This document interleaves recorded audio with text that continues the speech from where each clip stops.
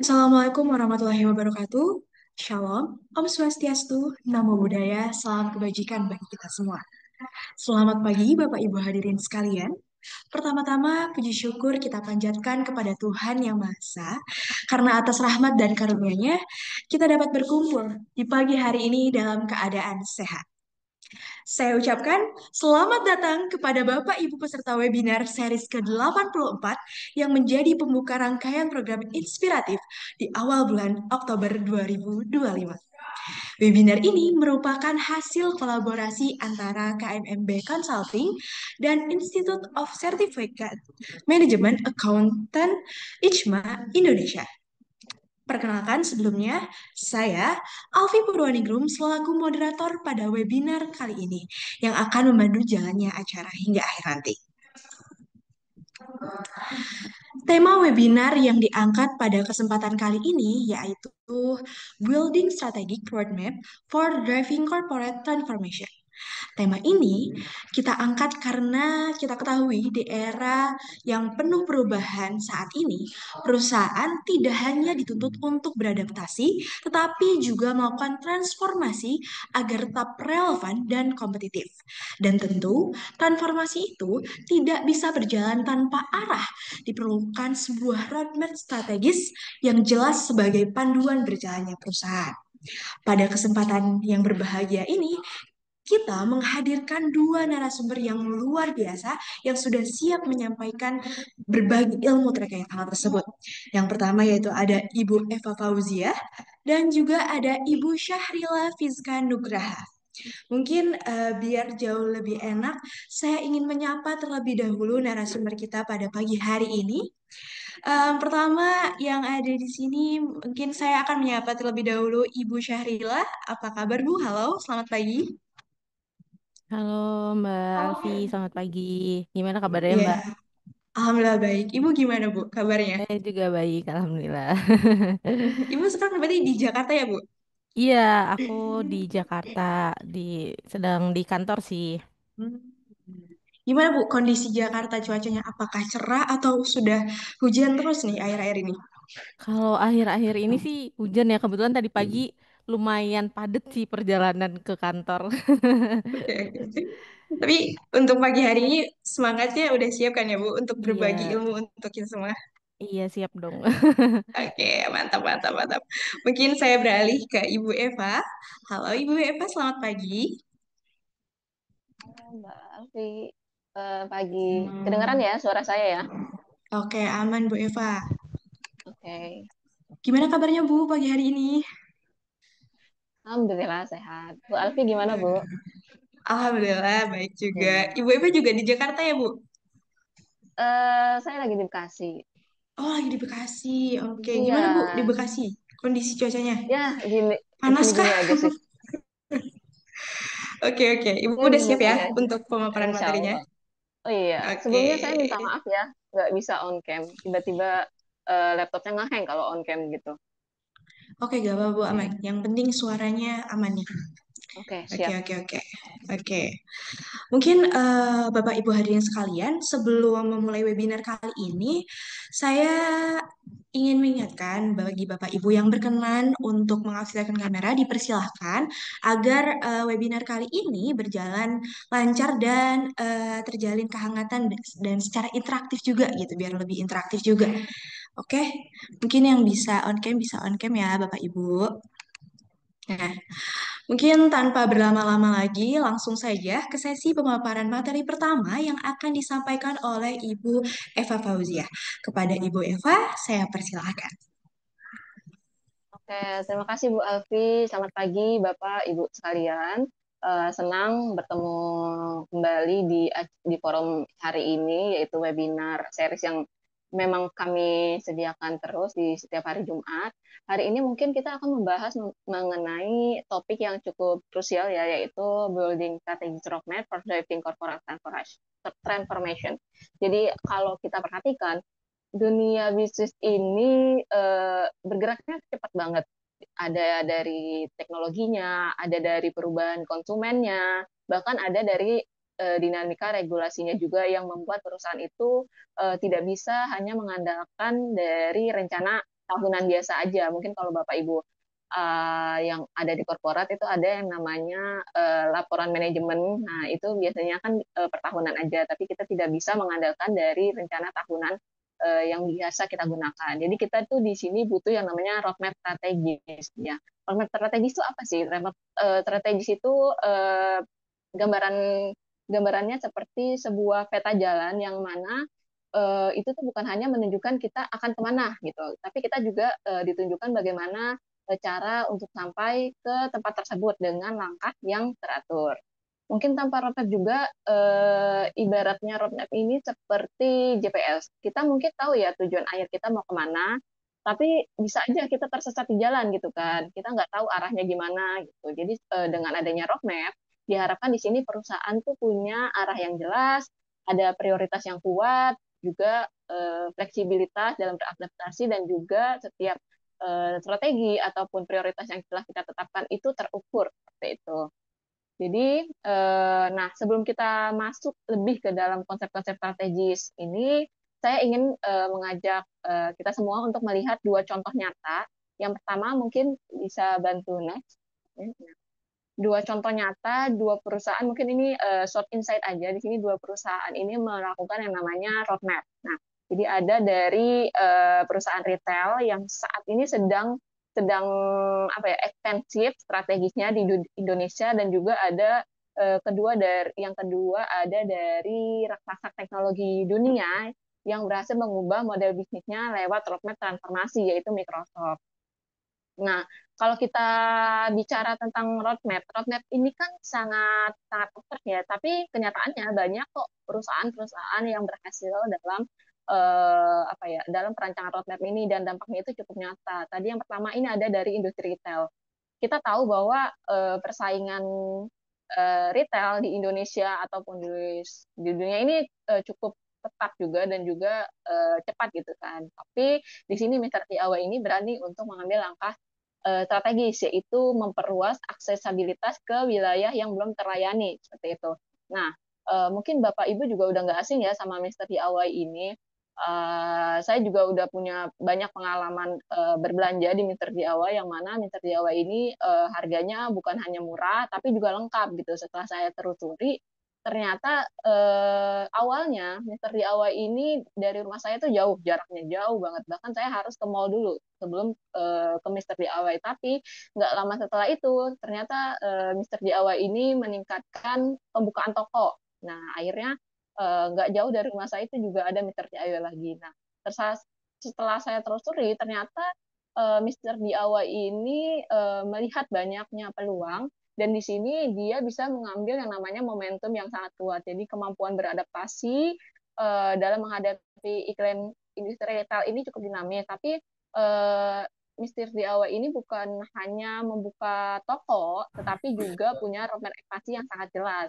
Target jumlah tokonya berapa? Kalau kita tahu di sini sudah ditentukan bahwa roadmap mereka tahun 2025 itu berkomitmen untuk membuka kurang lebih 270 toko. Dan pada kuartal 1 2025 perusahaan itu berhasil membuka 60 toko baru gitu. Jadi kalau kita lihat bahwa di sini perusahaan itu berhasil ya dalam meningkatkan atau dalam menjalankan roadmap strategisnya, yang mana dilihat dari arus kas operasionalnya yang mana meningkat sebesar 91 menjadi 91% menjadi 304 miliar itu, dan juga terjadi lonjakan laba bersih hingga 160% yang mencerminkan adanya efektivitas dari ekspansi awal dan juga memberikan ruang bagi perusahaan untuk memperkuat strategi keberlanjutannya, pertumbuhan keberlanjutannya. Lalu yang kedua ada dari industri teknologi, yaitu Microsoft. Nah, kalau kita lihat bahwa kita lihat dari perjalanan Microsoft, perusahaan ini tuh dulu sangat identik dengan Windows and Office gitu kan. Hampir semua revenue mereka ini berasal dari lisensi software tradisional. Nah, akhirnya pada tahun 2014 mereka ini membuat keputusan yang sangat besar dan juga sangat berani ya, karena mengalihkan fokusnya ke strategi cloud first. Artinya perusahaan ini tidak hanya menjual lisensi of software, tapi juga membangun masa depan bisnisnya di atas layanan cloud yaitu lewat Azure. Nah, ini tuh bukan keputusan kecil. Mungkin pada saat itu banyak juga pihak yang meragukan gitu, meragukan ke langkah ini karena artinya mereka itu harus menggeser fokus mereka ke cloud service seperti itu. Nah, dari dua cerita ini menunjukkan bahwa satu hal yang penting, roadmap ini bukan hanya sebagai alat perencanaan, tapi juga senjata transformasi. Nah, di sini Mr. DIY itu memanfaatkan untuk memperluas jangkauan pasar, sedangkan Microsoft ini memanfaatkan untuk mengubah model bisnis menjadi model bisnis secara fundamental. Nah, mungkin bisa di next. Oke. Sebenarnya tuh roadmap itu apa sih? Jadi roadmap ini adalah gambaran besarnya adalah rencana strategis yang menguraikan atau menggambarkan visi, tujuan utama dan juga langkah-langkah penting atau milestone secara visual dalam periode waktu tertentu. Rencana ini tuh bukan hanya rencana kerja biasa ya.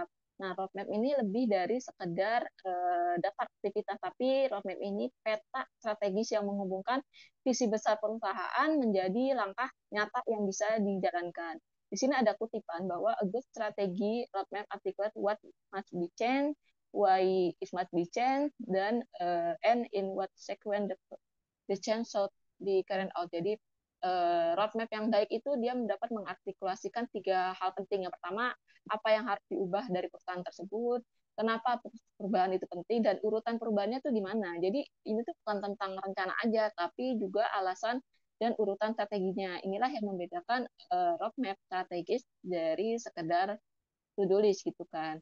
Nah, kalau kita lihat tujuan roadmap itu apa sih? Jadi tujuan roadmap itu garis besarnya ada 4.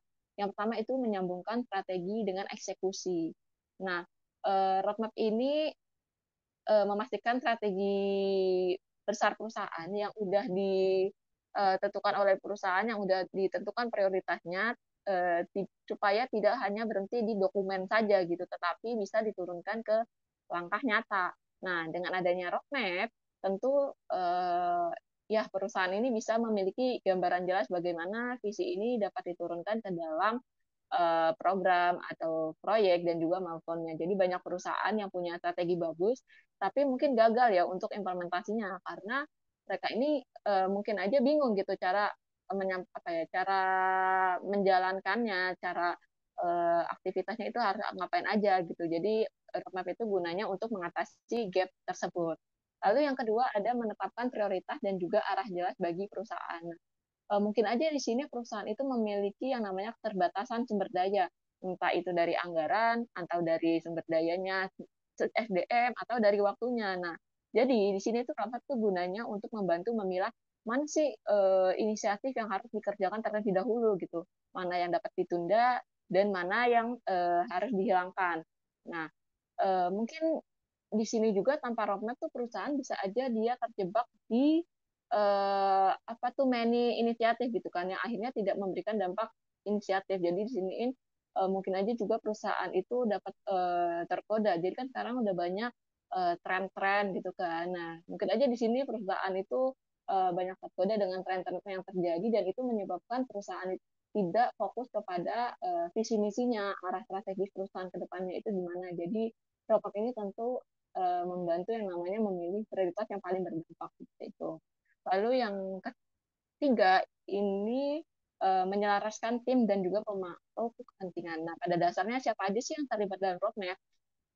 Ketika kita membuat roadmap, tentu manajemen puncak atau middle management dan juga stakeholder ini sangat-sangat berpengaruh dalam apa ya, dalam pembuatan roadmap. Nah, di sini jadi kita sama-sama untuk menyatukan seluruh bagian dalam perusahaan agar memahami perusahaan itu ke depannya mau gimana, supaya kita tuh tidak jalan sendiri-sendiri. Misal dari divisi ini maunya ke sini, terus dari stakeholder maunya efisiensi, terus dari direkturnya ternyata beda lagi. Nah, di sini tuh kita memastikan agar jalan. Jadi setiap tahun itu kita bisa tahu kemana kita akan pergi gitu kan. Nah, yang terakhir di sini kita juga dapat mengukur progres dan juga adaptasinya. Nah, dengan adanya indikator dan milestone, di sini roadmap itu berfungsi sebagai alat monitoring perkembangan strategi. Nah, roadmap ini nanti di salah satu bagian roadmap itu akan ada yang namanya alat ukur atau parameter pengukurannya yang gunanya untuk mengukur sejauh mana sih progres yang udah kita tercapai, apa yang perlu kita evaluasi, apa yang perlu diadaptasi di tengah jalan ini, seperti itu. Nah, kalau kita bicara roadmap tuh idealnya berapa lama ya? Atau bagusnya tuh berapa lama? Nah, sebenarnya ini kebijakan dari perusahaan itu sendiri. Ada yang menetapkan 3 tahun, ada yang 5 tahun, ada yang 10 tahun, bahkan ada yang 10 tahun ini. Nah, cuman yang 3 tahun ini mungkin nggak semua perusahaan bisa tidak semua perusahaan menggunakan roadmap 3 tahunan karena ya tentu itu menjadi PR bagi perusahaan karena membuat roadmap itu bukan hanya sehari ya, tapi kita butuh banyak partisipan untuk membuat roadmap ini dan juga membutuhkan waktu gitu. Nah mungkin ada beberapa perusahaan yang menetapkan roadmapnya itu 3 tahun sekali gitu. Ada dari perusahaan teknologi. Nah kita tahu kan teknologi ini cukup cepat ya perkembangannya, jadi mereka tuh harus memastikan bahwa uh, cukup nggak strategi mereka 3 tahun ini, apakah masih relevan di pasar gitu dengan perubahan pasar yang cukup cepat. Jadi perusahaan teknologi itu biasanya dia lebih cepat ya, lebih membuat roadmap-nya tuh lebih pendek gitu. Yang kedua ada 5 tahun atau medium term. Ini biasanya digunakan di beberapa korporat dan juga mungkin pemerintahan. Mungkin kalau ada yang familiar, ini ada namanya RPJMN atau Renstra KL yang biasanya itu disusun 5 tahun sekali gitu, karena selaras dengan kalau kita baca bahkan politik atau pemilihan presiden itu kan diadakan 5 tahun sekali gitu kan. Nah, pasti setiap pergantian presiden itu adalah ada yang namanya perubahan kebijakan, ada yang namanya gejolak politik. Nah, dari situ akan menyebabkan terjadinya apa perubahan strategi perusahaan gitu. Lalu yang terakhir ada yang 10 tahun atau long term. Tentunya long term ini jarang digunakan perusahaan karena kita kan nggak tahu ya 10 tahun itu akan ada perubahan apa gitu. Kita tidak akan menyangka mungkin ada perubahan-perubahan dari kebijakan yang tidak kita bisa kontrol ataupun dari perilaku konsumennya dan lain-lain. Nah, cocoknya 10 tahun ini time periodnya 10 tahun ini untuk apa hal-hal yang sifatnya untuk proyek-proyek besar atau proyek transformasi yang membutuhkan investasi besar. Nah, biasanya itu ada kalau nggak salah ada RPJMN. Nah, visinya itu sampai 2045. Nah, itu mungkin cocok ya untuk dijadikan roadmap 10 tahunnya. Nah, sebenarnya nggak ada uh, bagusnya tahun berapa gitu. Bagusnya berapa tahun sekali gitu. Nah, itu sebenarnya balik lagi dari perusahaan, balik lagi dari kepentingan stakeholdernya itu. Nah, tapi dari KMMB beberapa proyek yang kita tangani memang mostly kebanyakan itu 5 tahun sekali untuk roadmap 5 tahun. Dan kalaupun 10 tahun, 5 tahun keduanya itu kita hanya menggambarkan gambaran besar perusahaan itu akan menjadi apa, mau kemana, seperti itu saja sih. Jadi kalau kita biasanya megang yang 5 tahun, seperti itu. Nah, mungkin setiap penentuan waktunya ini ada tantangannya tersendiri ya. Mungkin kalau yang awal-awal kayak 3 tahun pertama itu risikonya terlalu taktikal dalam artian kita bisa aja kehilangan fokus strategi dari visi tersebut. Nah, sedangkan kalau 5 tahun mungkin 5 tahun sekali itu tantangannya ada pada asumsi pasar yang cepat banget berubah dan juga teknologi yang cepat banget berubah. Jadi rencana kita tuh harus ambisius tapi juga fleksibel. Nah, kita nggak bisa memungkiri bahwa kebijakan dari pemerintah itu cepat juga berubahnya gitu kan. Nah, kalau yang 10 tahun, ya tentu tantangannya tadi ada ketidakpastian yang sangat tinggi, entah dari teknologinya, regulasinya, ekonominya, atau iklimnya, atau politik, dan yang lainnya itu sangat-sangat berpengaruh gitu kan ya. Nah, lanjut, next.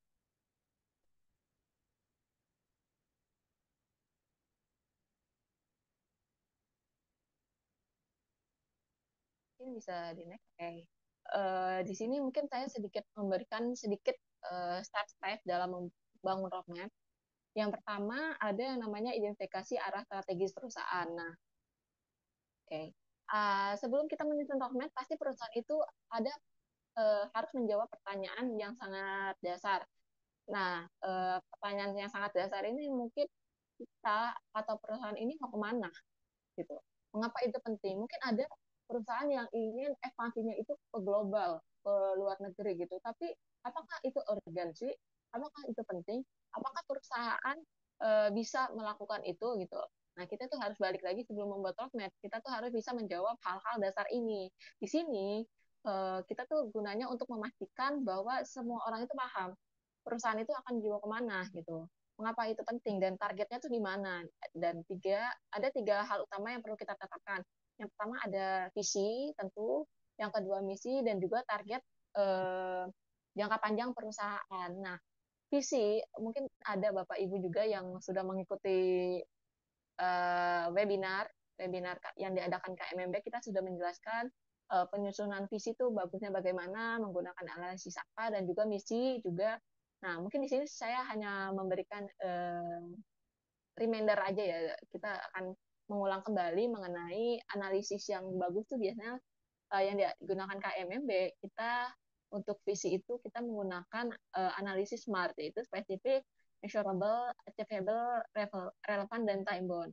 Nah, gunanya visi ini agar gunanya analisis SMART ini agar visi yang kita buat itu tidak merta-merta ambisius, tapi kita juga nggak tahu caranya gitu. Jadi sini visi ini gunanya, analisis SMART ini gunanya untuk merelevankan semua ambisius kita ke dalam yang berkaitan dengan perusahaan. Nah, mungkin ada contoh, misal kita ketika membuat visi menjadi perusahaan konstruksi infrastruktur terkemuka di Indonesia. Nah, di sini kita harus menganalisis dari segi spesifiknya, apakah visi ini sudah spesifikkan apakah visi ini sudah spesifik dengan perusahaan, dengan produk atau jasa yang diinginkan perusahaan. Nah, ketika kita menyusun menjadi perusahaan konstruksi infrastruktur, nah itu sudah secara spesifik menggambarkan dari analisis SMART. Yang kedua, measurable, apakah bisa diukur gitu. Ketika kita menyatakan terkemuka di Indonesia ini pengukurannya bagaimana? Apakah dilihat dari banyaknya penghargaan, atau dilihat dari banyaknya pangsa pasar, dan lainnya. Jadi kita juga harus membuat visi itu, kita juga harus menentukan, harus memikirkan measurable-nya itu bagaimana. Yang ketiga ada achievable. Nah, tadi menjadi perusahaan konstruksi terkemuka di Indonesia. Nah, cara achieve-nya itu bagaimana? Apakah ada strategi-strateginya seperti itu? Dan juga harus relevan dan time bound. Sebenarnya time bound ini nggak harus dicantumkan gitu kan, karena time bound ini bisa menjadi tanggung jawab perusahaan, dan ketika perusahaan itu tidak bisa mencapai time bound atau visi yang telah ditetapkan dengan waktunya, misal seperti tahun 2030, ketika itu tidak tercapai, maka itu akan menjadi pertanggungjawaban yang cukup besar bagi beberapa stakeholder seperti itu.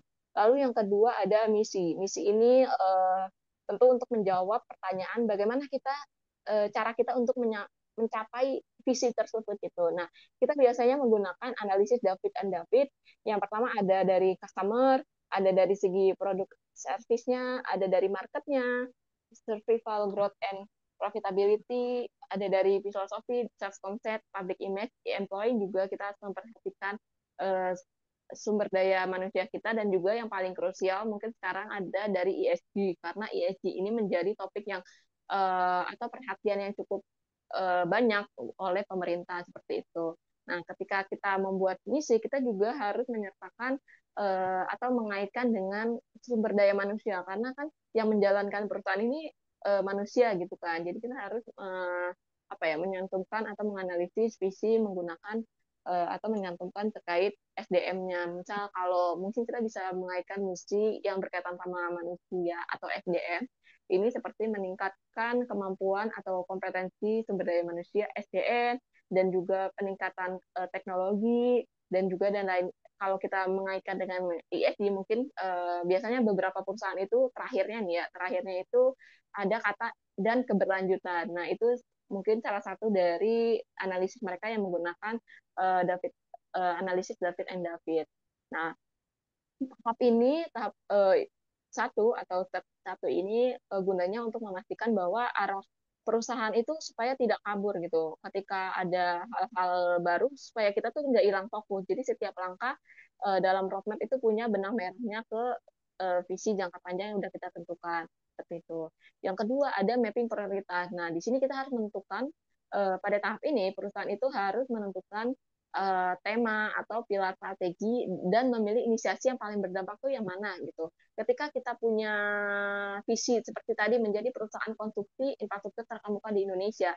Nah, mapping prioritas kita mau ngapain gitu? Apakah dilihat dari growth-nya seperti target pertumbuhan revenue atau target pertumbuhan market share seperti itu, atau mapping prioritas kita ada dari operational excellence seperti efisiensi proses, ada masalah peningkatan digitalisasi atau dari peningkatan produktivitas. Jadi kita tuh harus menentukan mana prioritas yang sangat berdampak gitu. Jika kita terlalu banyak adanya inisiasi, di sini itu perusahaan bisa menentukan top prioritas per horizonnya, per fasenya itu kita harus ngapain, perusahaan harus ngapain gitu.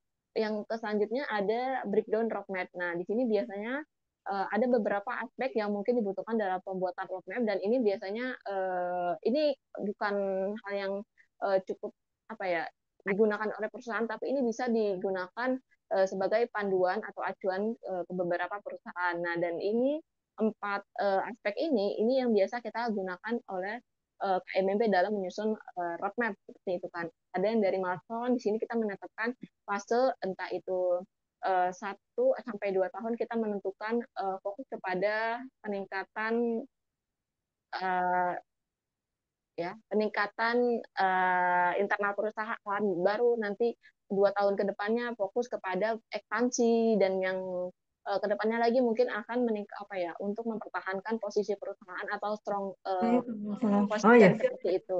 oh Nah, ya, udah mau kesana. Oh ya. oke, mungkin selanjutnya ada tema dan kayak objektif. Nah, yang ketiga ada kayak aktivitas. Kayak aktivitas itu mengarah kepada langkah-langkah aktivitas yang harus dilakukan oleh perusahaan per tahunnya itu sesuai dengan tema dan juga tujuan yang telah ditetapkan. Lalu yang ketiga, yang terakhir ada kayak indikator. Oh ya, yang ketiga mungkin maaf, yang terakhir mungkin ini ada namanya lag indikator seperti itu. Nah, lag indikator ini nanti menjadi bahan untuk parameter pengukuran perusahaan. Nah, mungkin breakdown roadmap ini akan lebih lengkapnya lagi di next slide. Nah, ini saya udah coba membuat contoh dari roadmap yang biasa kita gunakan. Yang pertama, kita harus menentukan yang namanya milestone. Nah, milestone ini tadi seperti yang sudah saya tetapkan, di sini perusahaan bisa menetapkan fase-fasenya atau per horizonnya. Entah, misal kalau di sini kan kita lihat bahwa 2025 sampai 2026 perusahaan ini mungkin fokus kepada peningkatan internalnya. Lalu 2 tahun berikutnya 2027 sampai 2028 di sini perusahaan fokus kepada expanding and expansion mungkin ke pasar luar negeri atau pasar yang mereka belum jelajahi. Lalu yang ketiga ini adalah strong position. Biasanya ini digunakan oleh perusahaan pada tahun terakhir. Di sini perusahaan ingin melihat apakah posisi perusahaan ini masih kuat gitu. Apakah selama proses excellent internal perusahaan itu sudah berjalan gitu yang bisa menyebabkan terjadinya strong position. Lalu yang kedua ada tema dan key objektif. Nah, di sini kita sebenarnya ini bukan mutlak, tapi kita juga menyarankan. Jadi setiap tahun itu kita bisa menentukan temanya. Temanya itu gunanya mungkin untuk lebih memudahkan perusahaan aja untuk mengingat, oh misal tahun 2025 kita ada fundamental excellence. Nah, nanti kayak objektifnya ini tujuannya sebenarnya untuk apa ya, untuk menjelaskan secara singkat mengenai temanya tersebut gitu. Misal tahun 2025 itu kan ada fundamental excellence. Nah, kayak objektifnya itu adalah memperkuat fondasi perusahaan melalui optimalisasi infrastruktur, SDM dan juga teknologi seperti itu. Lalu setelah kita menentukan milestone, tema, dan key objektif, kita bisa fokus ke key activities. Nah, sebenarnya key activities ini nggak mutlak kita menentukan dari aspek bisnis dan juga aspek tata kelola. Ini saya reminder lagi bahwa ini adalah roadmap yang biasa KMM gunakan. Jadi di sini kayak pada kayak aktivitasnya kita menjadi mengelompokkan menjadi dua aspek gitu. Yang pertama dari aspek bisnis. Nah, aspek bisnis ini lebih menekankan kepada ekspansi perusahaan atau pengembangan perusahaan dilihat dari posisi eksternal. Misal kalau di sini kita ada namanya bekerja sama dengan UMKM untuk mendukung pertumbuhan bisnis. Lalu juga ada memperluas pasar internal. Lalu yang ketiga ada ekspansi bisnis pada segmen baru yang belum diterjai oleh perusahaan. Nah, kayak aktivitas yang kedua dari tata kelola itu menggambarkan dari aktivitas-aktivitas apa aja sih yang harus dilakukan di internal perusahaan untuk mencapai semua ini. Yang pertama mungkin dari adanya kita perlu adanya standarisasi layanan dan juga proses bisnis. Lalu juga kita bisa melakukan peningkatan kompetensi SDM melalui program pelatihan dan juga yang terakhir itu adalah revitalisasi infrastruktur alat produksi seperti itu. Jadi aktivitas ini kita bagi menjadi dua aspek agar memudahkan supaya perusahaan itu bisa lebih terfokus. Lalu yang ketiga, yang terakhir ada lag indikator. Pada dasarnya lag indikator ini adalah parameter pengukuran. Nah, ini dilihat dari mana? Dilihat biasanya dari KPI. Jadi, ketika perusahaan itu telah menentukan strategi, kita juga harus menentukan KPI-nya, parameter pengukuran. Mungkin kalau yang pertama contohnya dari digitalisasi proses bisnis. Nah, digitalisasi proses bisnis kalau kita mengacu kepada KPI itu bisa misal seperti adanya peningkatan teknologi 100% atau berapa persen gitu.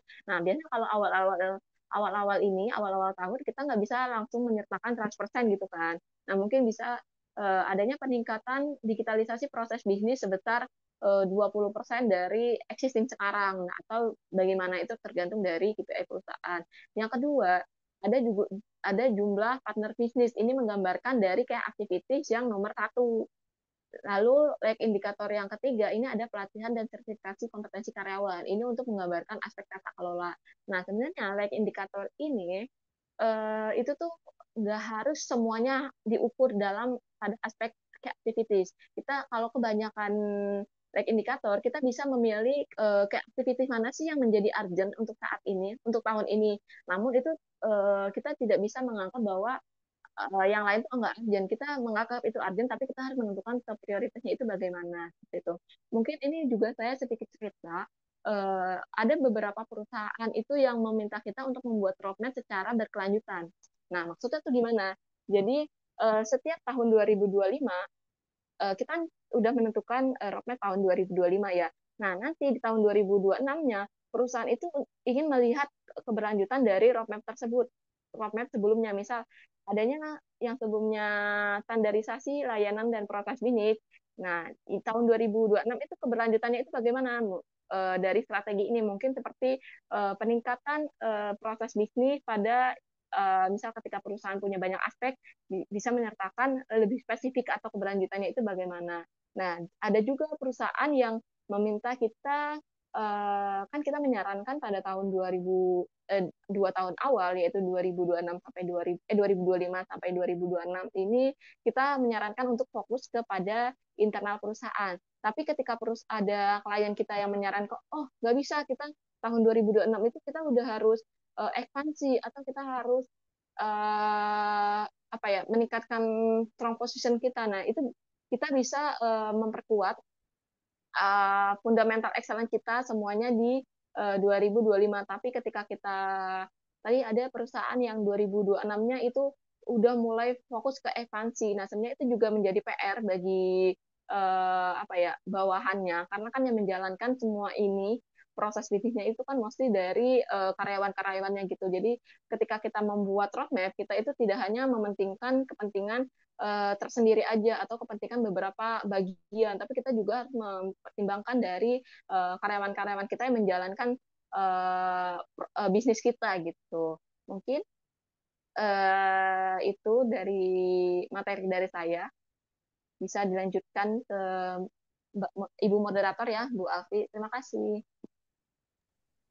Baik, terima kasih Ibu Eva atas pemaparan materinya yang luar biasa ya.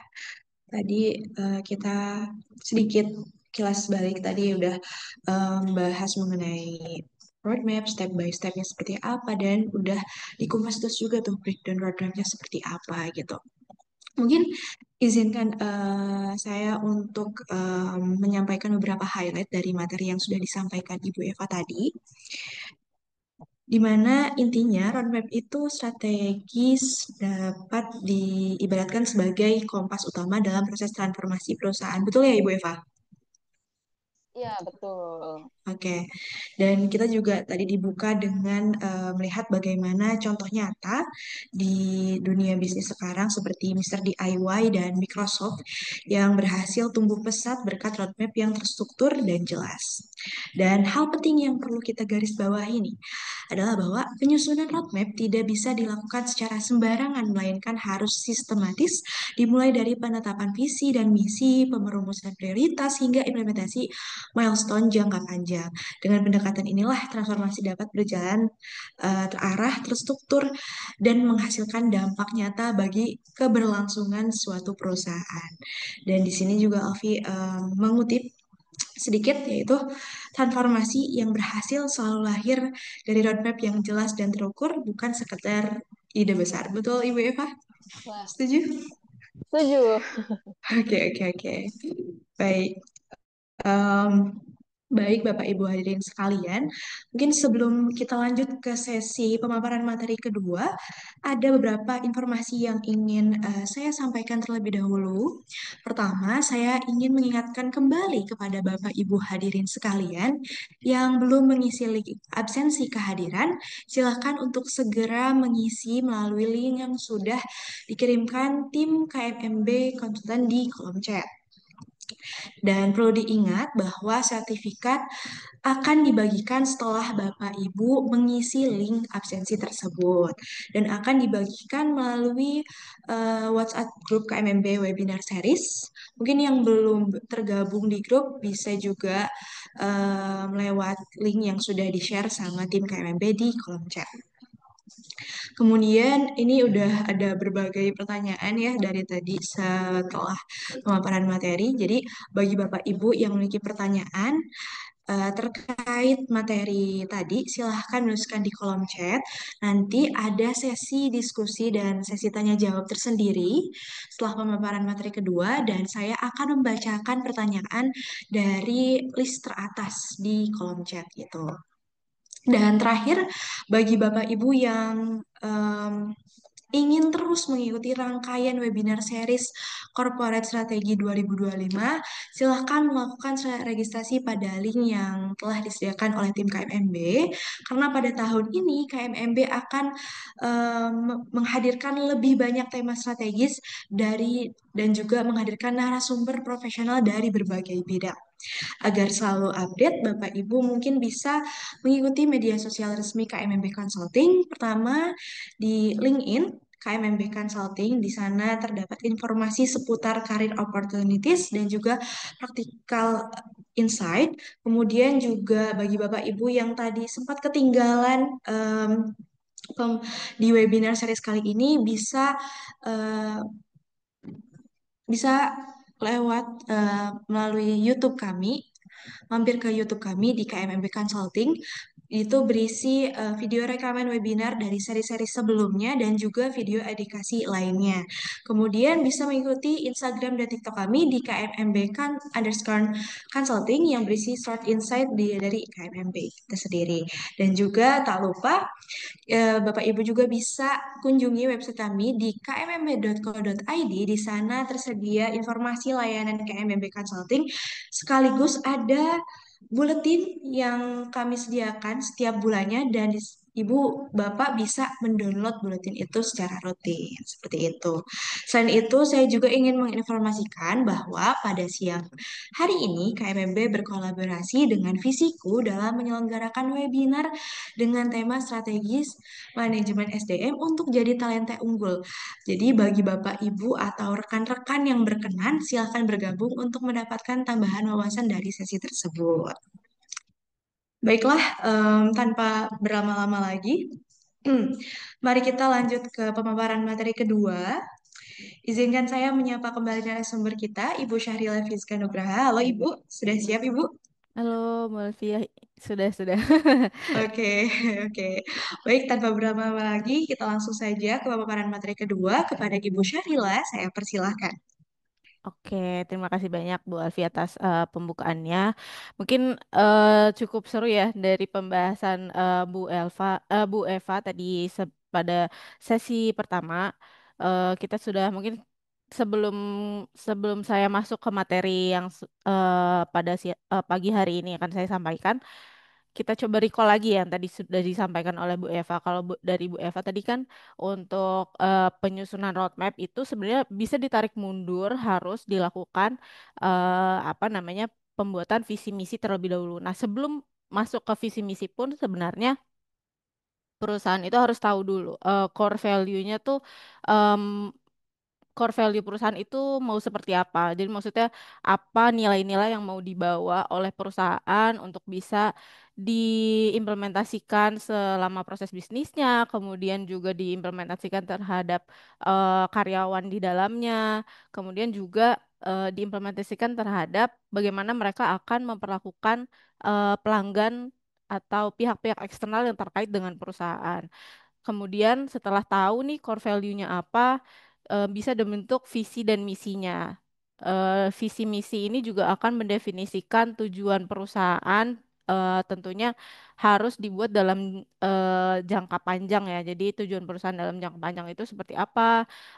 Nanti tujuan di akhir perusahaan itu maunya apa yang mau dicapai oleh perusahaan seperti itu. Nah, tadi sudah disampaikan oleh Bu Eva untuk setiap apa namanya analisis visi dan misi itu terutama pada saat ini adalah visi itu bisa saja di apa ya ditampilkan ya tahun target penyelesaian atau target tujuan dari perusahaan, cuman memang mungkin akan memberatkan ya bagi perusahaan karena seperti yang tadi disampaikan oleh Bu Eva, ketika perusahaan tidak bisa mencapai definisi-definisi yang ada di dalam visi tersebut pada tahun yang sudah ditargetkan, tentu akan menjadi tanggung jawab yang cukup besar ya ketika mohon maaf mungkin tidak tercapai atau mungkin kalau misalkan memang tercapai pasti jadi achievement yang besar ya untuk perusahaan seperti itu. Kemudian kalau sudah dibuat visi tujuannya kemudian cara cara cara perusahaan untuk mencapai visi tersebut didefinisikan dari misi. Kemudian dari misi tersebut dibuat tujuan strategisnya apa, programnya apa yang mau dilakukan dan aktivitasnya apa. Nah, program dan aktivitas ini mungkin akan didefinisikan dari roadmap yang akan dibuat perusahaan berdasarkan visi, misi dan tujuan strategis yang sebelumnya sudah diformulasikan oleh perusahaan seperti itu. Nah, eh pada sesi saya mungkin sebelumnya Bu Eva lebih banyak bercerita tentang step by step cara pembuatan roadmap seperti apa. Kemudian juga contoh yang biasanya digunakan KMMB atau secara template dan framework digunakan oleh KMMB. Nah, untuk sesi saya sendiri saat ini mungkin nanti akan lebih banyak bercerita ya tentang beberapa klien yang sudah kita apa namanya bantu untuk pembuatan roadmapnya dari berbagai industri ya. Ada klien yang memang butuh roadmap karena mereka eh, apa namanya bikin perusahaan baru atau jadi pembentukan holding seperti itu. Nah, sedangkan anak perusahaannya sudah ada di bawah-bawahnya. Nah, itu dibuatkan roadmap untuk holding itu sendiri, kemudian juga dibuatkan roadmap bagaimana holding itu akan memberikan arahan kepada anak perusahaan di bawahnya.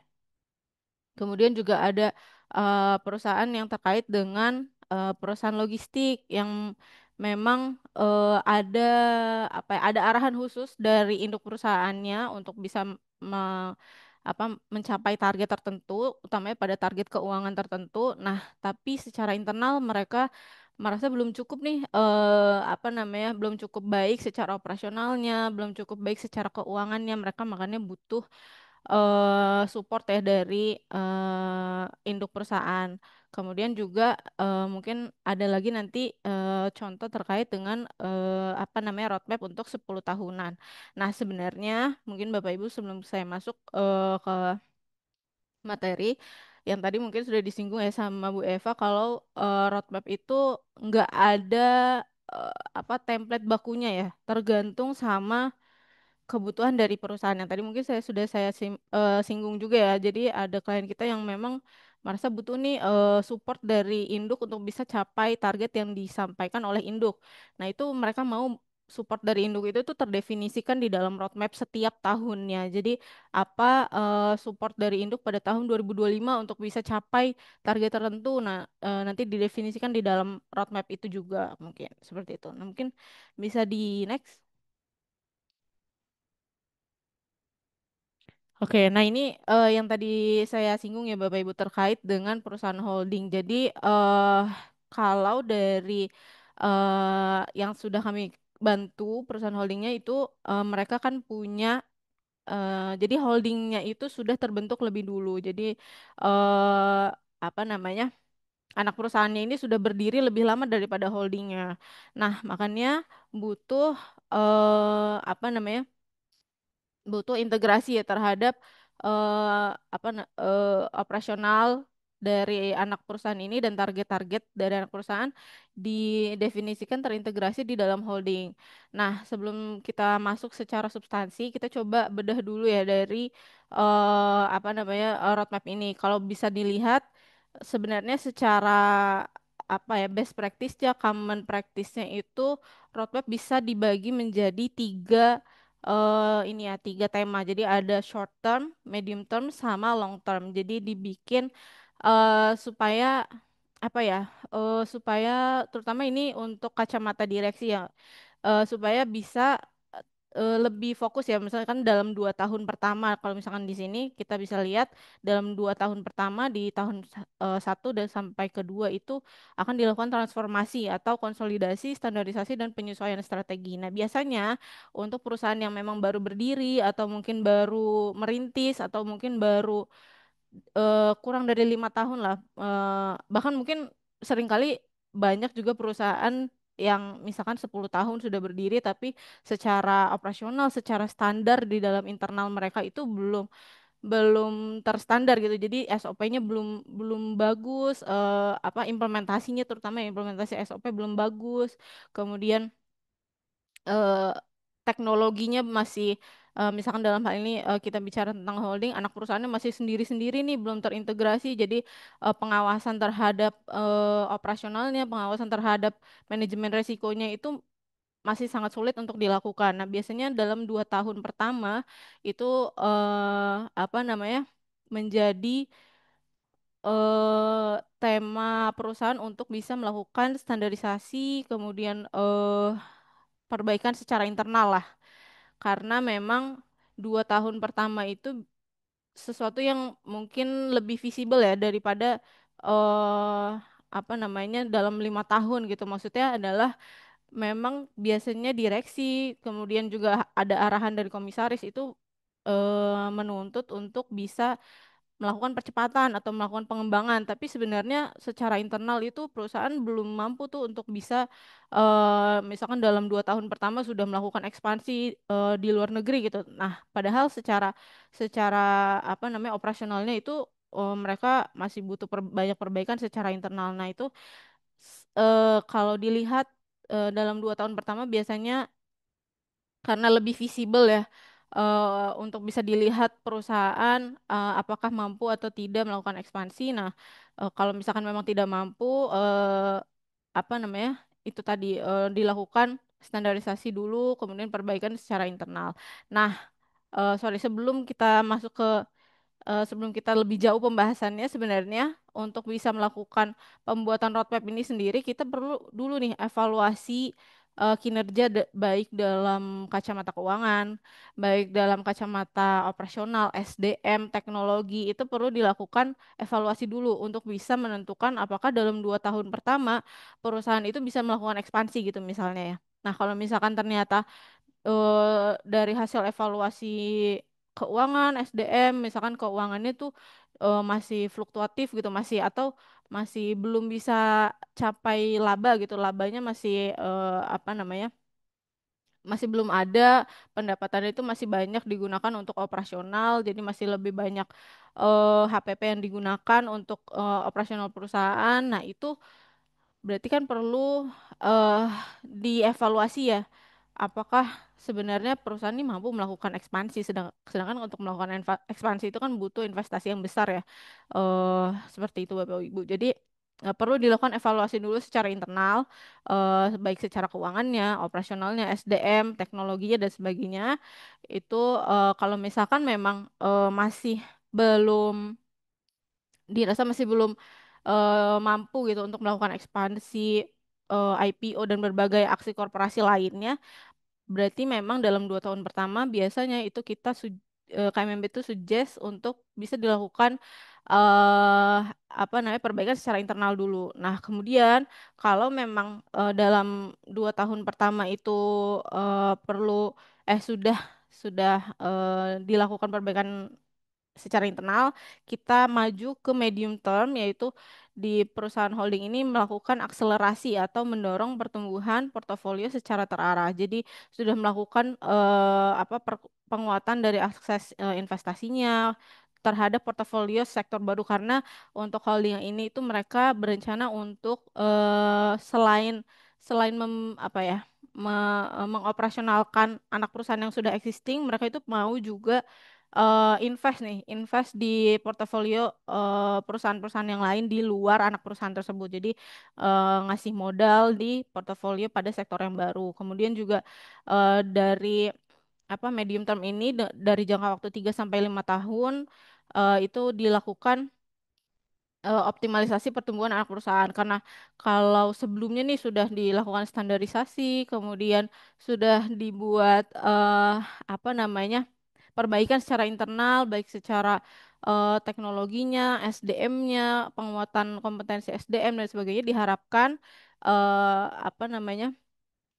yang ada di dalam 1 sampai 2 tahun pertama itu terrefleksikan ya kinerjanya di 3 sampai 5 tahun selanjutnya, yaitu adanya pertumbuhan bagi anak perusahaan melalui ekspansi bisnis. Kemudian juga dari ekspansi bisnis yang sudah dilakukan ini diharapkannya ada penguatan dari brand positioning ya di holding secara market gitu. Kalau misalkan dalam hal ini misalkan holdingnya itu merupakan perusahaan yang bergerak di investment holding. Nah, berarti misalkan di investment holdingnya itu mereka target bisa jadi top 10 atau mungkin top 5, kita nggak tahu dalam 5 tahun pertama. Nah, kemudian untuk long termnya ini sebenarnya eh most of time itu dimasukkan untuk keberlanjutan ya, tadi mungkin sudah disinggung sama Ibu Eva terkait dengan keberlanjutan. Jadi setelah 5 tahun nih sudah dibuat roadmap itu eh, selanjutnya apa gitu. Jadi diharapkan sudah dalam 5 tahun pertama itu sudah cukup matang ya perusahaan untuk bisa sampai diekspansi, kemudian pertumbuhan secara revenue sudah baik. Nah, diharapkan perusahaan bisa melakukan bisa mempertahankan lah seminimal mungkin dari revenue dan ekspansi bisnis yang sudah dilakukan dalam 5 tahun sebelumnya. Jadi eh, lima secara long term di atas 5 tahun itu diharapkan sudah melakukan banyak eh, apa namanya kerjasama dengan mitra-mitra strategis seperti itu. Nah, kalau dari eh, case tadi ini, karena memang dia holding dan punya anak perusahaan, seringkali juga holding itu eh, buat roadmap untuk anak perusahaan juga, walaupun nggak detail ya, karena kan tentu kalau detail kayak secara teknisnya itu, misalkan secara utamanya terkait angka ya, terkait angka itu angka angka misalkan angka eh, apa ya kepuasan karyawan kayak gitu, misal itu pasti tentu yang akan lebih tahu anak perusahaan itu sendiri. Kalau kacamata holding biasanya itu mereka kasih targetnya hanya dalam bentuk target pendapatan, target CAGR pendapatan atau target efisiensi kayak gitu. Nah, ini eh, dari apa namanya case tadi perusahaan holding ini mereka juga bikin eh mereka juga kami buatkan apa namanya roadmap anak perusahaan untuk bisa jadi nanti di anak perusahaan jadi turunannya ya, turunan roadmap anak perusahaan biar selaras gitu. Jadi roadmap anak perusahaan nanti akan selaras sama roadmap dari holding. Jadi semuanya itu enggak semuanya tuh punya tujuan yang sama gitu dalam satu holding itu. Bukan misalkan PT misalkan holding itu punya PT ABC, AB-nya punya punya tujuan yang sama, tapi C-nya itu karena roadmap-nya mereka bikin sendiri, terus habis itu nggak diselaraskan sama holding, jadinya punya tujuan yang berbeda. Nah itu eh, juga apa pembuatan roadmap yang dilakukan bersamaan dengan pembuatan roadmap yang anak perusahaan ini juga untuk meminimalisir risiko seperti itu ya Bapak Ibu. Jadi masih atas kontrol dari holding untuk eh, kinerja anak perusahaan karena pada akhirnya kinerja anak perusahaan terutama dalam cakupan keuangan itu nanti pasti akan dikonsolidasi ke holding. Nah, itu juga menjadi kinerja anak perusahaan tentu biasanya akan menjadi penilaian terhadap kinerja holding itu sendiri seperti itu. Jadi saling berkaitan ya. Makanya holding itu berusaha untuk bisa eh, controlling kinerja anak perusahaan melalui hal-hal seperti ini. Misalkan yang tadi sudah saya sampaikan, buat setiap anak perusahaan dibikin roadmapnya dari kacamata in general ya. Jadi kalau secara teknisnya sih mungkin bagaimana mereka mau mencapainya itu bisa diserahkan ke mereka, ke anak perusahaan itu seperti itu. Nah, dari roadmap ini tentu untuk bisa mencapai apa namanya tema strategisnya untuk setiap tahunnya itu perlu dibuat yang tadi namanya kalau disampaikan Mbak Eva itu like indikator ya. Jadi target untuk setiap tahunnya, setiap 2 tahunnya itu perlu disampaikan di dalam roadmap secara jelas juga supaya eh, apa terutama untuk kacamata direksi ya itu bisa lihat nih, oh sebenarnya roadmap target kita misalkan yang dalam dalam 5 tahun itu mau ekspansi bisnis bisa dilihat nih pengukurannya itu apa gitu untuk apa namanya tema tema tema roadmap itu bisa tercapai itu pengukurannya dari apa? Nah itu dari target eh atau like indikator yang disampaikan di dalam roadmap. Biasanya itu tentu dari angka ya, dari kuantitatif karena itu sesuatu yang mungkin lebih mudah untuk didefinisikan kepada didefinisikan dan semua orang pasti punya perspektif yang sama gitu loh. Kalau misalkan hanya secara naratif pasti bisa aja orang-orang satu satu orang dan satu yang lainnya itu pasti punya definisi yang berbeda seperti itu. Mungkin bisa di next. Nah, ini Bapak Ibu, ini mungkin lebih ke contoh. Ini sebenarnya terusan yang tadi ya Bapak Ibu, karena kan yang kalau dari slide sebelumnya itu kan kita bahas roadmap holding dan anak perusahaannya. Nah, ini secara spesifik roadmap holdingnya. Kalau tadi kan kalau holdingnya itu hanya poin-poin key objektif atau key activity point sendiri ya, sedikit maksudnya. Nah, itu kalau yang ini dari kacamata kita analisis lagi untuk bisa mencapai tema roadmap yang di atas ini itu dari kacamata bisnis atau secara aspek internalnya itu gimana cara untuk mencapainya, kemudian dari kacamata eksternalnya atau aspek oh sorry dari kacamata aspek bisnis itu eksternal, aspek tata kelola itu internal itu bisa dicapai roadmap tersebut atau milestone yang diharapkan perusahaan pada tahun tersebut tuh bagaimana gitu. Jadi walaupun misalkan dalam 2029 nih apa targetnya itu adalah market expansion, yaitu artinya perusahaan berarti ekspansi besar nih dalam tahun 2029 ke eksternal atau di luar pasar yang sudah existing. Walaupun apa ya secara secara view itu pasti akan lebih banyak melakukan partnership. Jadi sifatnya tuh banyak yang hubungan eksternal gitu, hubungan terhadap orang-orang di eksternal perusahaan. Tapi tentu eh, nggak bisa dipungkiri ya, secara internal tuh harus juga tetap bisa dilakukan pengembangan secara paralel gitu. Kalau misalkan nih kita targetnya mau ekspansi tahun 2029, tapi sebenarnya secara internal tuh nggak siap gitu loh. Apa namanya? Untuk bisa melakukan ekspansi misalkan nggak siapnya karena dari aspek IT-nya kemudian atau dari secara kompetensi SDM-nya itu nggak bisa siap gitu atau mungkin nggak usah kompetensi kayak jumlah SDM-nya gitu jumlah SDM untuk bisa melakukan ekspansi misalkan ekspansi dalam hal ini misalkan dalam cakupan sales gitu ya SDM untuk bagian sales ternyata sebenarnya sedikit tapi kita ekspansi target di luar misalkan di Indonesia Timur gitu eh cukup banyak gitu.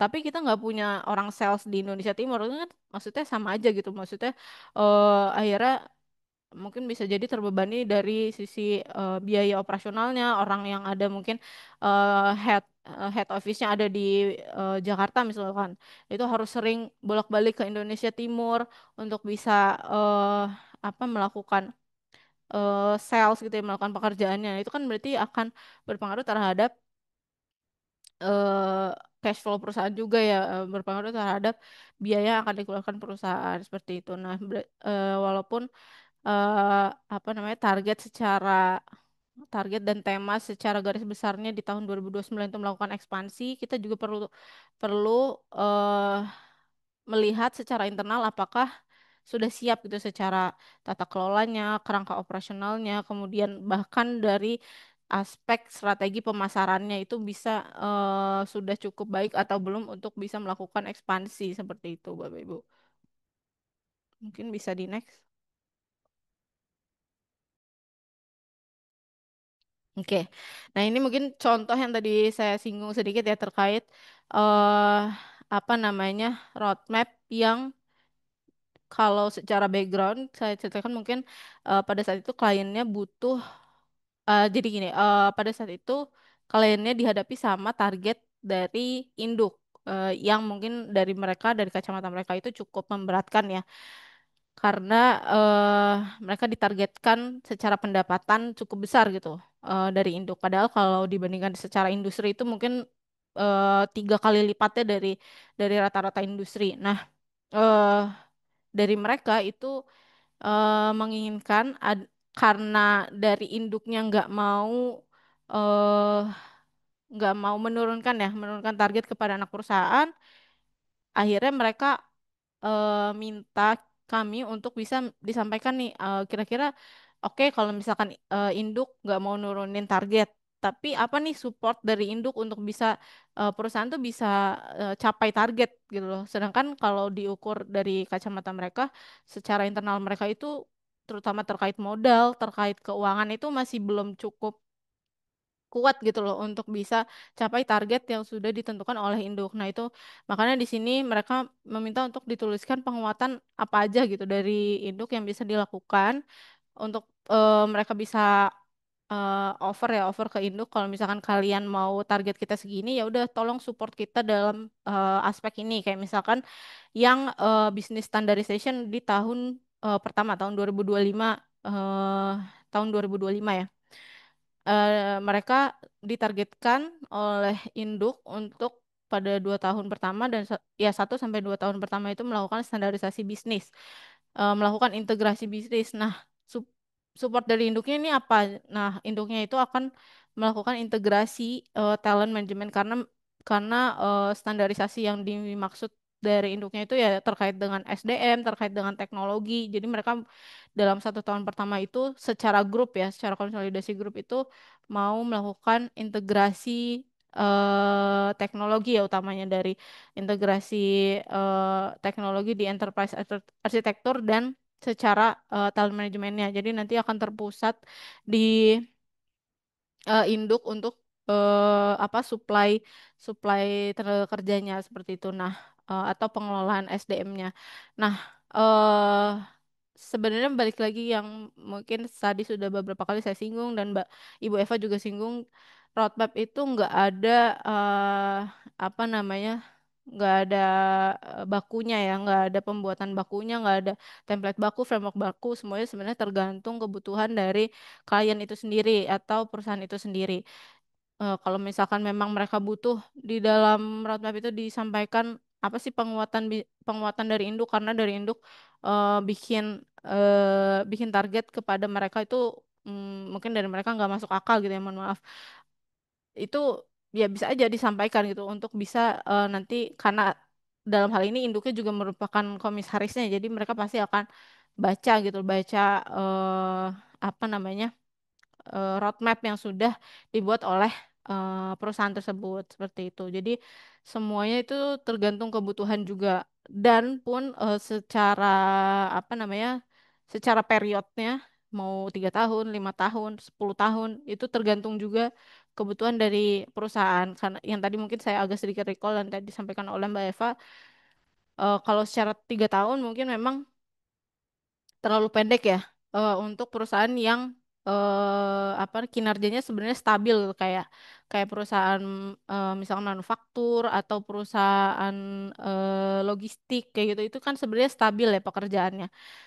Kalau misalkan kayak perusahaan teknologi itu kan cukup cepat ya, apa namanya, perubahan di dalam pasarnya, perubahan apa namanya, demand dari pasar juga itu cukup cepat. Nah, itu mungkin lebih cocok digunakan apa namanya, roadmap dengan period waktu yang lebih singkat gitu. Walaupun eh minusnya adalah mereka berarti akan lebih cepat gitu untuk melakukan evaluasi roadmap tersebut. Walaupun memang setiap tahun harus dilakukan evaluasi ya, dari bentuknya yang laporan RKAP dan laporan manajemen itu perlu di, kalau secara korporasi ya, itu akan dilakukan evaluasi setiap tahunnya, apakah em, roadmap ini masih relevan atau ya relevan terhadap perubahan pasar, atau mungkin perusahaan itu nggak achieve dari dari kacamata roadmap seperti itu. Jadi atau mungkin perusahaan justru beyond achieve-nya, nah itu mungkin bisa bisa jadi apa namanya, achievement baik ya untuk perusahaan seperti itu. Mungkin bisa di next. Udah jam segini. Oke, nah ini mungkin terakhir ya Bapak Ibu. Saya coba sampaikan contoh dari roadmap yang 10 tahunan. Jadi biasanya dalam 5 tahun pertama yang tadi mungkin saya sudah sampaikan, 2 tahun pertama itu penguatan fundamental gitu loh, penguatan fundamental internal perusahaan eh, untuk bisa ketika perusahaan sudah cukup oke secara internal, bisa bisa lebih agresif, itu bisa dilakukan di tahun ketiga sampai kelima untuk bisa melakukan ekspansi bisnis, kemudian bisa melakukan apa ya, aksi korporasi lainnya gitu. Nah, biasanya kalau ada dua, maksudnya ada dua fase ya, dari 5 tahun pertama dan 5 tahun kedua, atau dalam hal ini 10 tahun, itu biasanya perusahaan yang mau melakukan IPO. Jadi ini sebenarnya tapi tergantung, balik lagi tergantung dengan kebutuhan perusahaan ya. Dan kebutuhan perusahaan dan kinerja perusahaan secara internal itu secara existingnya seperti apa. Apakah kalau misalkan memang sudah sudah cukup oke, sudah siap secara aset, secara revenue dan sebagainya, mungkin bisa dilakukan dalam 5 tahun pertama, dilakukan IPO, aksi korporasi dari IPO. Tapi kalau misalkan sebenarnya mereka punya ambisi nih, direksi dan komisaris itu punya ambisi untuk melakukan IPO terhadap perusahaan itu, tapi secara internal mereka sebenarnya belum cukup bagus, kemudian secara revenue juga masih belum cukup baik, secara nilai aset dan sebagainya itu masih belum cukup memadai ya untuk bisa melakukan aksi korporasi IPO, karena kan kalau IPO itu harus perusahaan yang stabil ya. Maksudnya mereka kan punya tanggung jawab untuk kasih dividen ke apa namanya, pemegang saham eksternal yang pasti akan secara publik lebih banyak gitu daripada mereka jadi perusahaan yang private yang mana misalkan beban beban memberikan dividennya itu hanya kepada 1 2 orang kayak gitu.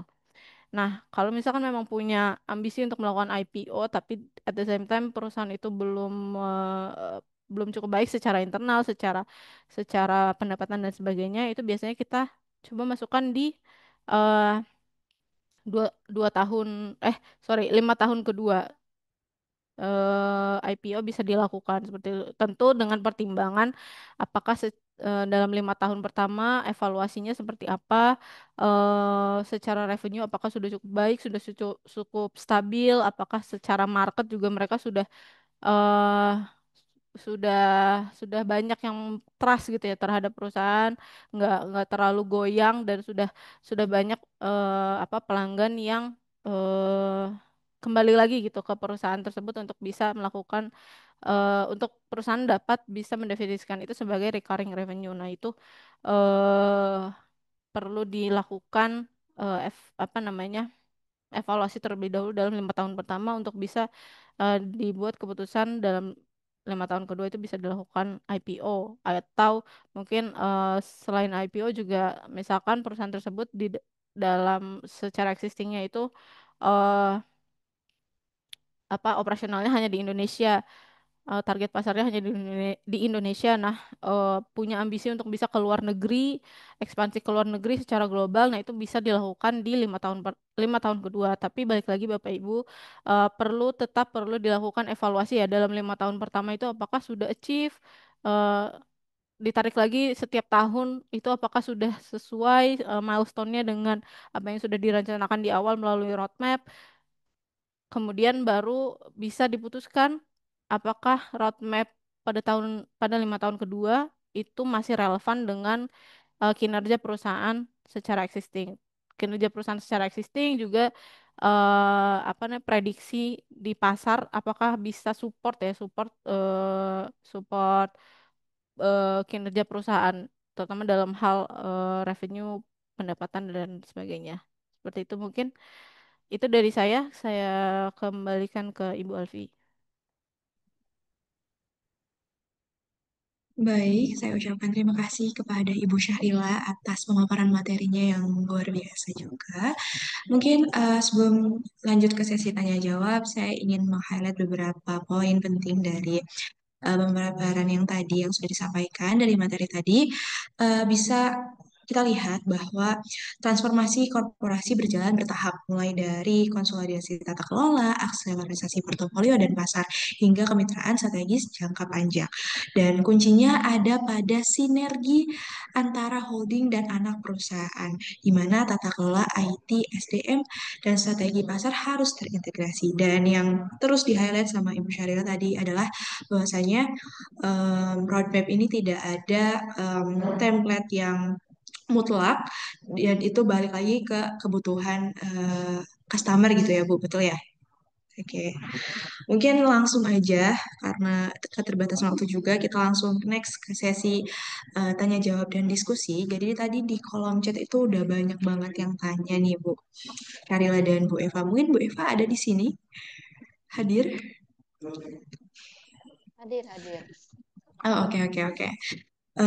Di sini pertanyaan pertama dari Pak Bambang mengenai roadmap ini biasanya harus ada di dokumen apa aja ya Bu? Kalau di perusahaan yang masih merintis, seperti apa caranya nyusun roadmap? Sedangkan kita belum punya riwayat yang bisa dijadikan acuan. Mungkin bisa yang jawab Ibu Eva atau Ibu Syahrilah. Saya persilakan. Mungkin oke. Mungkin di sini saya coba izin menjawab yang nanti dari Bu Sarila kalau ada tambahan boleh ditambahkan ya Bu ya. Jadi sebenarnya roadmap ini biasanya ada di dokumen apa aja. Nah, sejauh ini roadmap itu biasanya ada di atau rencana strategis atau strategic plan itu tentu ada roadmap. Lalu juga di business plan seperti yang tadi sudah dijelaskan oleh Ibu Afi bahwa pada dasarnya setiap bisnis itu harus punya roadmap-nya tersendiri gitu. Jadi di business plan juga pasti kita membutuhkan yang namanya roadmap atau juga di rencana kerja tahunan. Jadi turunan dari roadmap ini akan menjadi target tahunan dan juga anggaran perusahaan. Nah, gimana sih kalau seandainya ini masih perusahaan perintis gitu, masih sebenarnya ada beberapa yang mungkin bisa saya rekomendasikan. Yang pertama, tadi juga sudah dijelaskan mengenai step by step-nya. Kita bisa menentukan visi misinya dan juga apa tujuan jelas perusahaan itu mau dibawa kemana gitu. Jadi ada beberapa mungkin perusahaan yang kedepannya itu pengen lebih meningkatkan awareness-nya dulu gitu. Nah, di situ kita bisa nentuin langkah-langkahnya ngapain aja gitu. Tapi di samping itu juga setelah kita menetapkan visi misi dan juga tujuan yang jelas, kita juga mungkin bisa menentukan time horizonnya atau milestone-nya. Misal tahun pertama perusahaan ini coba deh kita fokus ke internal dulu, perbaikan internal seperti seperti SOP-nya, misal kayak pembayarannya atau dari kompetensi SDM-nya, karena kompetensi SDM ini biasanya benar-benar apa ya krusial dan karena dia ini kan yang menjalankan operasional perusahaan seperti itu kan. Nah baru setelah menentukan per fasenya, tapi di sini mungkin kalau perusahaan baru kita bisa pakai roadmap tahunan dulu gitu. Jadi kita bikin roadmap tahunan, misal roadmap tahunan satu tahun gitu. Nah, jadi nanti pengukurannya gimana, milestone-nya gimana? Kita bisa menggunakan kuartal satu, kita fokusnya ngapain, kuartal dua mungkin kita aktivitasnya ngapain lagi setelah dari kuartal satu.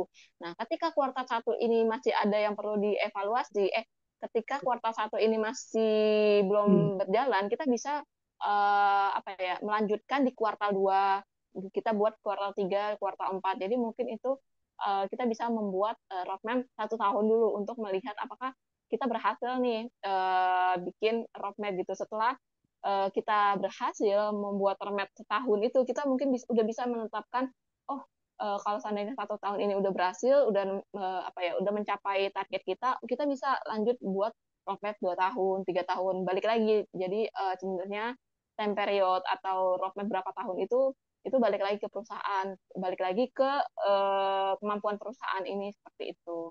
Mungkin itu jawaban saya. Terima kasih. Terima kasih Bu Eva atas jawabannya. Mungkin Ibu Syarila mau ditambahi atau cukup, udah cukup? Oke, mungkin nambahin sedikit ya. eh Kalau apa namanya secara dokumen sama mungkin ya sama eh, Bu Eva tadi se- sebenarnya tambahan mungkin eh, nggak ada dokumen secara khusus ya apalagi perusahaan yang mungkin baru merintis terutama perusahaan swasta atau perusahaan pribadi gitu ya untuk secara permodalannya. Nah, yang betul tadi yang disampaikan oleh Bu Eva itu mungkin sebelum bisa buat roadmap sampai ke roadmap perlu dulu perusahaan itu tahu gitu core values apa, visi misinya apa dan tujuannya terutama jadi mungkin 3 hal itu dulu apa yang apa namanya minimalnya perlu tahu dulu eh apa namanya core value-nya nilai apa yang sebenarnya mau dibangun oleh perusahaan kemudian visi misinya apa dan tujuannya apa dari dibentuk perusahaan itu.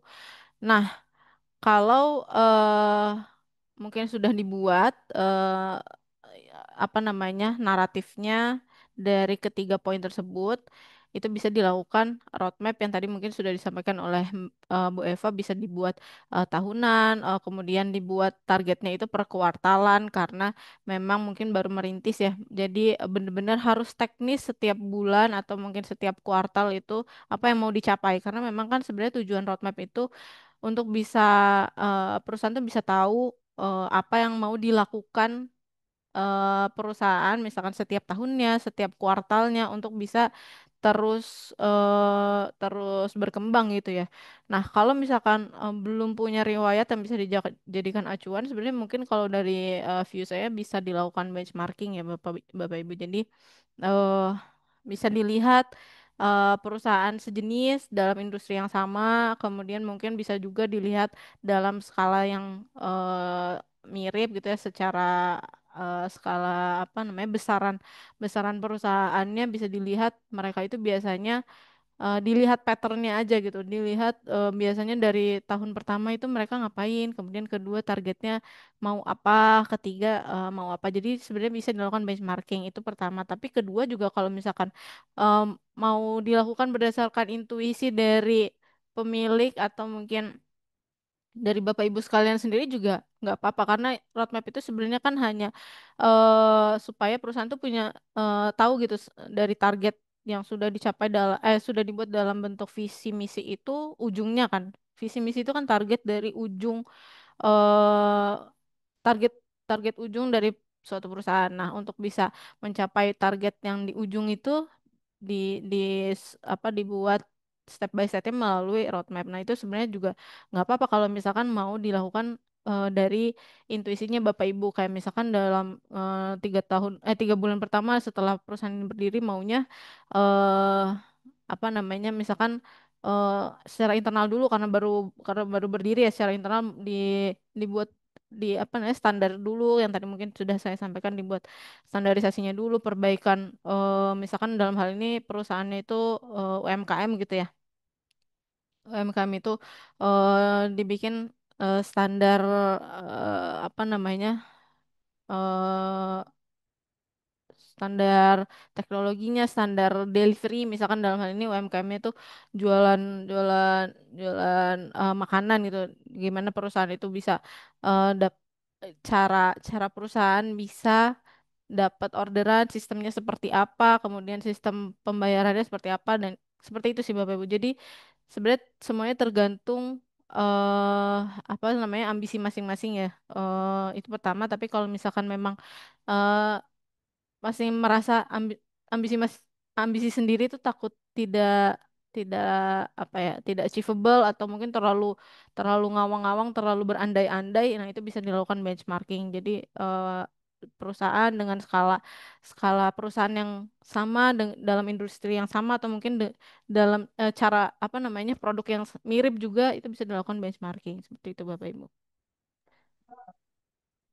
Ya, baik, terima kasih Bu Syahila atas tambahan jawabannya. Mungkin kita move ke pertanyaan selanjutnya dari Bapak Taufan Yudhistiro. Izin tanya, roadmap idealnya berapa tahun? Karena saya mendapatkan ketika terjadi pergantian pimpinan setiap tahun sekali dan ketika ada pimpinan baru, maka seringkali roadmap itu berganti-ganti sehingga strategi ke level manajemen pun seakan-akan sering berubah-ubah. Mungkin bisa Ibu Eva atau Ibu Syahrila yang ingin menjawab, silakan. Oke, mungkin saya izin menjawab terlebih dahulu ya. Sebenarnya tadi seperti yang sudah saya bilang bahwa roadmap ini nggak ada ideal berapa tahunnya. Nah, itu balik lagi ke perusahaan. Nah, tapi sejauh ini kita itu memang menangani 5 tahun, 5 tahun, dan itu apa ya? 5 tahun menurut saya juga udah cukup baik karena di sini kita bisa melihat melakukan evaluasi per tahunnya dan juga di 5 tahun ini kan kita juga tentu akan ada apa ya pergantian presiden dan itu akan mengubah yang namanya kebijakan beberapa kebijakan gitu. Nah, untuk masalah roadmap yang sering berubah-ubah karena gantinya pemimpin ini emang PR banget. Maaf, ini PR banget dan ini juga sebenarnya hal yang wajar karena tentu ya setiap pemimpin ini kan pasti punya gaya, punya prioritas atau punya visi yang berbeda-beda gitu. Nah, dampaknya tentu yang bagian apa level manajemen ke bawahnya itu mungkin agak terombang-ambing dikit gitu kan atau bisa aja itu bisa kehilangan konsistensi apa kehilangan konsistensi arah perusahaan gitu. Nah, cara mengatasinya gimana? Ya mau nggak mau perusahaan itu apa ya bisa membuat roadmap yang berbasis visinya jangka panjang gitu.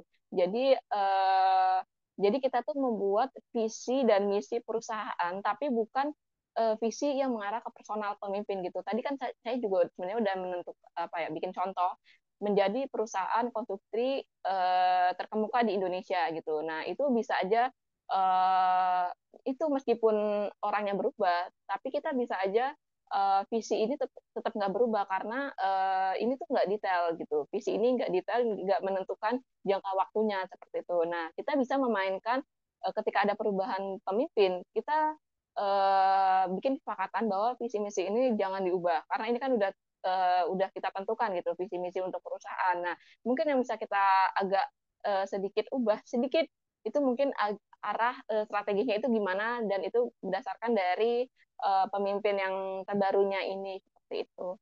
Jadi sebenarnya hal yang wajar dan itu memang sering terjadi di banyak perusahaan seperti itu ya. Mungkin dari saya sekian. Terima kasih Ibu Eva. Mungkin dari Ibu Syahrila ada tambahan? Iya, sedikit aja mungkin tambahan.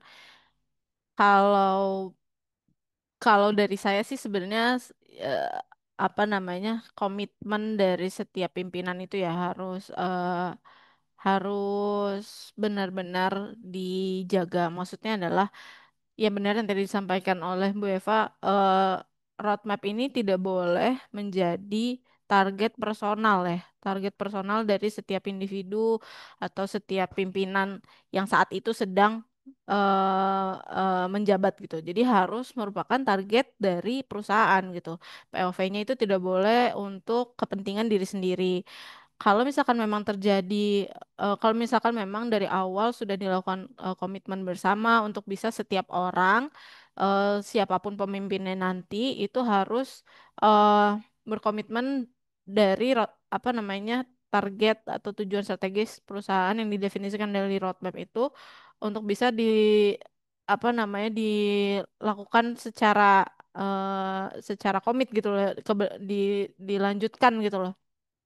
Bukan hanya target secara pribadi seperti itu sih mungkin. Jadi harus memang harus dari awal setiap stakeholder itu harus komitmen ya terhadap target yang sudah tuliskan dalam bentuk roadmap itu terhadap target perusahaan. Karena memang kan eh, kacamatanya itu tadi bukan terhadap personal ya, tapi terhadap target untuk perusahaan yang mana perusahaan itu individunya banyak sekali gitu. Jadi eh, bukan hanya untuk kepentingan diri sendiri, tapi untuk kepentingan bersama supaya perusahaan ini menjadi lebih baik gitu loh ke depannya. Seperti itu sih mungkin.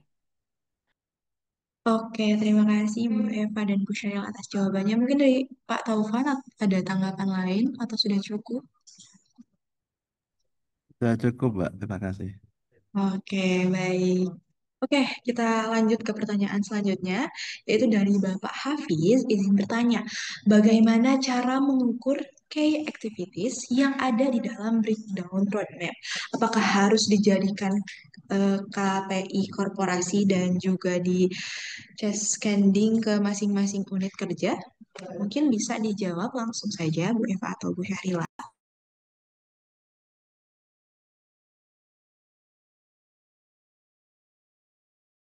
Oke, izin menjawab lebih dahulu mungkin ya. Cara mengukur key activities yang ada di dalam breakdown roadmap, apakah harus didirikan KPI korporasi dan juga cascading masing-masing unit kerja. Sebenarnya kalau roadmap itu kan ini kita coba satukan view dulu ya Bapak Ibu. Jadi roadmap yang dimaksud di sini adalah roadmap untuk perusahaan. Tapi sebenarnya memang nanti kalau misalkan dari roadmap secara corporate, secara apa namanya kacamatanya adalah helikopter view untuk setiap unit kerja sudah selesai. Setiap unit kerja itu bisa juga melakukan atau melakukan pembuatan roadmap masing-masing gitu. Nah, sebenarnya kalau di dalam roadmap corporate itu view-nya adalah pasti terkait dengan yang in general itu pasti tentang standarisasi atau tata kelola di dalam perusahaan. Kemudian tentang ekspansi bisnis, kemudian tentang aksi-aksi korporasi lah yang view-nya atau cakupannya itu benar-benar dari atas gitu, dari helikopter view. Nah, kalau misalkan di cascading ke masing-masing unit kerja bisa, tapi memang dari cascading itu merupakan turunan dari roadmap yang sudah dibuat secara korporasi. Jadi di dalam roadmap korporasi itu harus mencakup semuanya, semua unit kerja gitu, baik dari SDM, keuangan, operasional, kemudian bisnis itu harus mencakup semuanya di dalam roadmap korporasi. Nah, kalau misalkan nanti memang ada breakdown lagi roadmap untuk setiap unit kerja itu sangat boleh karena memang pasti balik lagi mungkin pasti setiap unit kerja juga punya KPI-nya masing-masing ya Bapak Ibu. Selain KPI secara korporasi, mereka juga punya KPI masing-masing secara divisi, kemudian juga bisa Jadi ada KPI dari divisi itu kan bisa jadi ada KPI secara individu setiap karyawannya. Nah itu eh apa namanya? Sebenarnya itu tadi. Jadi eh, roadmap korporasi itu harus mencakup semua unit kerja gitu. Walaupun apa namanya cakupannya itu atau pembahasan itu hanya in general ya, tapi setiap unit kerja itu harus tersampaikan di dalam target setiap unit kerja itu harus tersampaikan di dalam korporasi yang mana targetnya itu akan berpengaruh terhadap target apa namanya target secara perusahaan sendiri gitu. Jadi target di atas gitu loh, yang apa namanya yang tidak teknis gitu, bener-bener yang target ekspansi yang tadi udah saya sampaikan, target ekspansi, target tata kelola itu kan bagian dari target yang didefinisikan oleh korporasi, yang mana dari korporasi ini nanti akan bertanggung jawabnya kepada kalau misalkan ada perusahaan itu ada komisarisnya ya, itu eh nanti akan bertanggung jawabnya ke komisaris. Pasti kan komisaris itu bertanyanya dari aspek in general ya, kayak gitu sih dari saya. Oke, terima kasih Ibu Syarila. Dari Ibu Eva atau adakah tambahan? Mungkin sedikit ya, karena sebenarnya tadi sudah dijawab sama Bu Syarila juga bahwa eh, KPI korporasi ini kalau bisa itu mencakup keseluruhan jadi unit kerja, dan itu juga kita biasanya membuat lebih agak general. Nah, nanti di bagian bawah-bawahnya itu baru kita menyesuaikan gitu. Nah, sebenarnya sebelum kita membuat KPI, mungkin ada beberapa Bapak Ibu yang udah mengikuti webinar. Nah, di situ kita juga menentukan bahwa kalau bisa setiap strategi ataupun KPI ini menggunakan analis BSC gitu. Jadi kita bisa melihat dari segi finansialnya, dari segi uh, customer, dari segi bisnis prosesnya, dan juga yang terakhir mungkin dari kemampuan dari perusahaan. Dan itu kita bisa setidaknya itu bisa mencakup keseluruhan dari KPI korporasi gitu. Mungkin sekian dari saya. Baik, terima kasih Ibu Syahila dan Ibu Eva atas jawabannya. Mungkin dari Bapak Hafiz, apakah ada tanggapan lain atau bagaimana Pak? Oh, oke, mungkin sudah cukup ya. Oke, jadi tadi adalah pertanyaan terakhir yang bisa dijawab karena kita punya waktu yang terbatas, dan sekali lagi saya ucapkan terima kasih kepada Ibu Syahrila dan Ibu Eva atas pemaparan materinya dan sesi Q&A yang luar biasa. Baik, Bapak Ibu hadirin sekalian, mungkin ada beberapa pertanyaan. Kalau nanti ada Bapak Ibu yang masih memiliki beberapa pertanyaan yang belum bisa terjawab pada sesi webinar kali ini, bisa lewat WhatsApp grup ditanyain, atau mungkin biar agar tidak ketinggalan bisa mengikuti laman media sosial KMB Consulting di Instagram, TikTok, YouTube, LinkedIn, serta melalui website kmb.co.id. Nah, sebelum kita benar-benar mengakhiri webinar spesial hari ini, pagi hari ini tentu akan sangat disayangkan apabila kita tidak mengabadikan momen berharga pagi hari ini. Oleh karena itu, saya mohon kepada Bapak Ibu hadirin sekalian dapat mengaktifkan kameranya agar sesi foto bersama dapat berjalan dengan lancar. Mungkin kita tunggu sebentar ya biar Bapak Ibu pada on cam semua.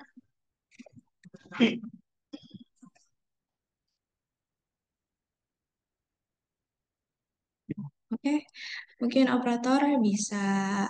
Baik, kita akan mulai dokumentasi bersama, mulai dari slide pertama. Satu, dua, tiga. Oke, lanjut ke slide kedua. Satu, dua, tiga. Oke, lanjut ke slide terakhir. Satu, dua, tiga.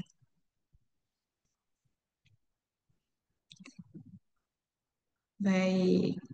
Terima kasih Bapak Ibu hadirin sekalian, sesi dokumentasi sudah selesai.